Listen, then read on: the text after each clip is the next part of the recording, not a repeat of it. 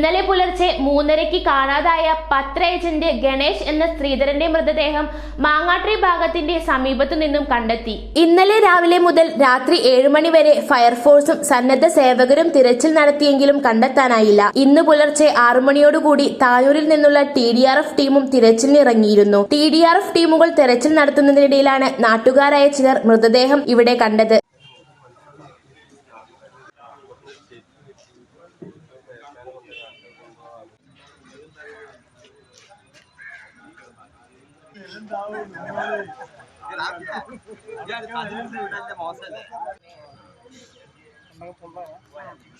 ഉടനെ TDRFിനെ വിവരമറിയിക്കുകയും TDRFും ഫയർഫോഴ്സും ചേർന്ന് മൃതദേഹം എടുക്കുകയും തിരൂർ ജില്ലാശുപത്രിയിലെ മോർച്ചറിയിൽ കൊണ്ടുവരികയും ചെയ്തു.